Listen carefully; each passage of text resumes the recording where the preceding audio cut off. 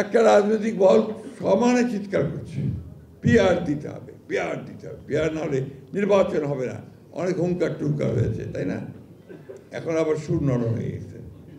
এখন দেখা যাচ্ছে নির্বাচনের জন্য সব চতুর্দিকে দৌড় ডাকদৌড় চলছে, তাই তো? এই জিনিসগুলো ঠিক না। মানুষকে যেটা বলবেন সেটা সঠিকভাবে যাওয়া উচিত, কিন্তু মানুষকে বোকা বানিয়ে ভুল পথে পরিচালিত করা আমার মনে হয় না। আপনারা সবাই আলেমুলেমারা আছেন, এটা ইসলাম আমাদেরকে কোথাও বলেছে, এটা আমার বুঝ জানা নাই। এই যে কিছুক্ষণ আগে একজন বললেন যে জামাতের টিকিট কাটলে জান্নাতের টিকিট কাটা হবে, কোথায় আছে আমাকে বলুক, তারা দেখিয়ে দিক কোথায় আছে। এবং এটা ঠিক না, ধর্মকে ব্যবহার করে রাজনৈতিক ফায়দা নিয়ে নেওয়া, এটা কখনোই আপনার ইসলাম এই কথা বলে না। এই কথাগুলো আমি এই জন্যই বলছি, যেগুলো সমস্যা হয়ে দাঁড়িয়েছে, কথাগুলো বলছে সবাই। এই কথাগুলো আজকে জনগণের সামনে আসা উচিত, বেশি করে আসা উচিত। সবচেয়ে বড় কথা হচ্ছে যে এই মহলটি, তারা কিন্তু আপনার রাজনৈতিক অঙ্গনে দাঁড়াতেই পারছিল না। আমাদের শহীদ প্রেসিডেন্ট জিয়াউর রহমান সাহেব তাদেরকে সুযোগ করে দেন রাজনৈতিক অঙ্গনে আসার। আইডিয়ার নামে প্রথম এসেছিল, মনে আছে আমাদের, ইসলামিক ডেমোক্রেটিক লীগ।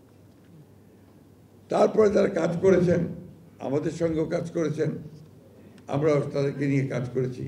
কিন্তু দুর্ভাগ্যক্রমে গত 10 বছর কিন্তু আমরা তাদের এই ফ্যাসিস্ট হাসিনাকে পরাজিত করবার জন্য ভিজিবল, দৃশ্যমান কোনো কাজ দেখিনি। ঢাকা বিশ্ববিদ্যালয়ের নির্বাচনে শুনতে পাই ছাত্রলীগের মধ্যে তারা ঢুকেছিল, শুনেছি, আমরা জানা নাই আমার, অর্থাৎ ছাত্রলীগ সেজে তারা সেখানে ছিল। এই ধরনের কাজ তো আমরা করতে পারি না। আমরা সরাসরি সামনাসামনি লড়াই করেছি। আমাদের 60 লক্ষ মানুষের মধ্যে মিথ্যা মামলা দেওয়া হয়েছে, আমাদের 20,000 লোককে হত্যা করা হয়েছে, প্রায় 1700 মানুষকে, নেতা, আমাদের এমপি সহ গুম করে দেওয়া হয়েছে। আমরা 200, 300, 400 মামলা নিয়ে আছি, আমাদের 11 বার জেলে গেছি।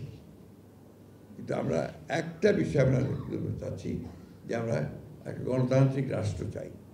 দেশনেত্রী বেগম খালেদা 6 বছর তাকে কারাগারে রাখা হয়েছে। আমাদের নেতা তারেক রহমান সাহেব এখনও পর্যন্ত দেশে ফিরতে পারেন। তো এই যে ত্যাগ সকলের, এই যে 1400-1500 ছেলেকে হত্যা করা হলো, সব কিছু মিলিয়ে যে সুযোগ এসছে, আসুন আমরা সবাই মিলে অন্তত এই জায়গাতে আমরা ঐক্যবদ্ধ হই যে একটা সুন্দর সুষ্ঠু নির্বাচন সকলের অংশগ্রহণের মধ্য দিয়ে গ্রহণযোগ্য একটা নির্বাচন করে আমরা একটা গণতান্ত্রিক সরকার, গণতান্ত্রিক পার্লামেন্ট গঠন করি, যার মধ্য দিয়ে আমরা আমাদের সমস্ত সমস্যাগুলোকে তুলে ধরতে পারবো। পার্লামেন্টে আলাপ হবে, সেই পার্লামেন্টে ডিসিশন হবে এবং সেটাই হবে জনগণের সিদ্ধান্ত।